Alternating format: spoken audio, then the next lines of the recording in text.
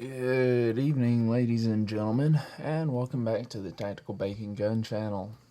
I am Tactical Bacon, and tonight I'm going to be going over the Makarov pistol. In this case, it is a Bulgarian clone of the Russian Makarov PM handgun. Gun is safe.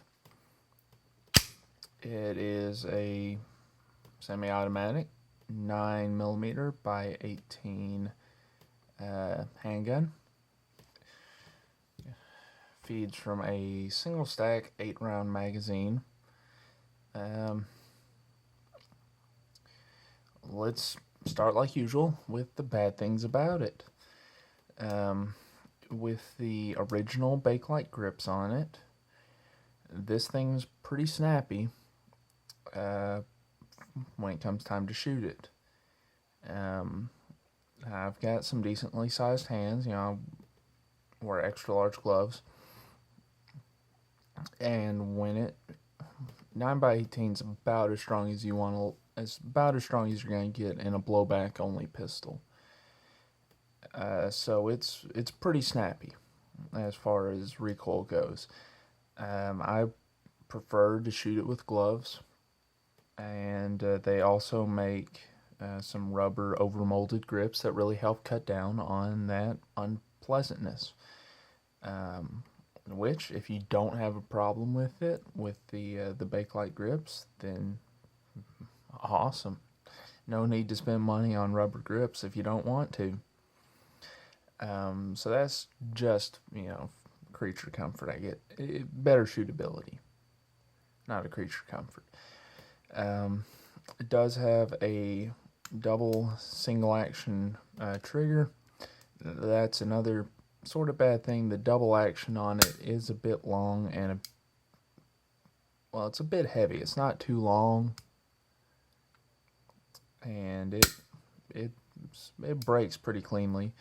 A single action trigger, but that's really about all I have that I dislike about it. Is it's the recoil's pretty snappy, and the double action trigger's kind of heavy, which I'm sure that could be polished up, make it a lot more pleasant on the trigger. As far as the capacity and the weight, it is a little heavy for how many rounds you get, but I don't use this as a carry gun. I've got other guns that I carry. I don't have any intention of using this as a carry gun, so for me it's a non-issue. This is just something to own, collect, go shooting with. And the magazine release is located in the heel, European style release. So if you're going to carry, that could be a problem too. One thing I've seen people do is they'll take a 550 cord, pull the core out, and then run the sleeve through here and use that as an extension on the magazine release, and it seems to work really well. But even without that, it's not too much trouble. Single action, but we'll move on to the good. We'll start with the single action trigger. It is just wonderful. I mean, it is, you barely feel it before it goes. It's love it. The safety is the safety slide release are left side only. It's not an too ambidextrous a handgun. The safety also functions as a decocker, and when the safety is engaged, you cannot actuate the slide. That said, there's no magazine disconnect safety, so gun will still fire if on fire with a round in the chamber and no magazine. Sights are rudimentary, but effective. So you can put rounds on target pretty easily. It's like my Keltec. You can knock down Coke cans and old oil filters all day long, no problem. Trigger guard, plenty spacious if you're wearing gloves, especially if you've got the hammer cocked already. A lot of room in that trigger guard to fit your finger in. One upside of the weight on this pistol is, even though the recoil's snappy, it doesn't recoil upwards too much, so it's easy to get back on target after you fire. It's also quite easy to take apart. I'm not going to do in this video, but as far as taking it apart, to break it down, clean it, is really easy, which I'm extremely grateful for. When I bought this, it shipped, as usual, in a lot of Cosmoline, so it took a little while to clean it. I bought mine on sale from classicfirearms.com. Not sure if they have any right now. I'm sure they do. And it only came with one magazine, so I had to pay for a second magazine. As far as the magazines go, they're pretty easy to take apart and clean too. When they're unloaded, there's just a tab on the bottom. You press that in, the floor plate slides off, and everything comes out the bottom. Loading them's a breeze. You've got a little metal tab that comes out on the left side. You can see it right there. And that lets you pull the follower down, which honestly I don't use much. I just push the rounds down and slide the next, just push the top round down with the next round, slide them in.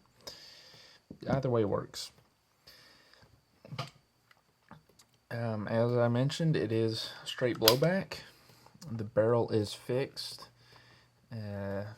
does not move, so it lends itself to being a very accurate pistol. The one that I bought shipped with the holster and the cleaning rod, and there wasn't a book with it. Yeah, there wasn't a book with it. I had previously bought a P64 because okay, I'll go ahead and tell you right now. If you want a Makarov style handgun, buy a Makarov. That or a CZ82. If you're gonna buy a small handgun chambered in 9x18 Makarov or CZ82. I bought a P64, and it's small. If it was the only thing I had, then it would work, no doubt about it, but it is not pleasant to shoot. It is a lot snappier than this. It's firing the same round, but it has a lot less weight to tame it. Single action trigger is not bad on it. Double action, however, is atrocious. I mean, we're talking easily over 20 pounds. There were times where I had to use two fingers, one on each hand, and even then I was straining to pull it back. And then sometimes you can pull it back with one finger. It just didn't seem to have any reason to it. And, you know, Wolf makes spring kits for it, and you can clean it up, but I did not want to go through all that. I bought it because it was about $100 cheaper on sale, and it was CNR eligible, so I was able to get it shipped to me with my CNR license. I wish I had not wasted the time or the money. I sold that pistol as soon as I could, bought the Makarov, only because I couldn't find a CZ82, but I love this. This is a great little pistol. Would I carry it? Probably, yeah, I would carry it. It's been extremely reliable for me through a couple hundred rounds of just Wolf steel case ammunition. It's got a last round hold open. And the decocker is pretty nice, and there's a little tab that rotates out here on the back when you engage the decocker, and that physically blocks the hammer from going forward far enough to hit the firing pin. So it's very safe. I don't think it has a firing pin block.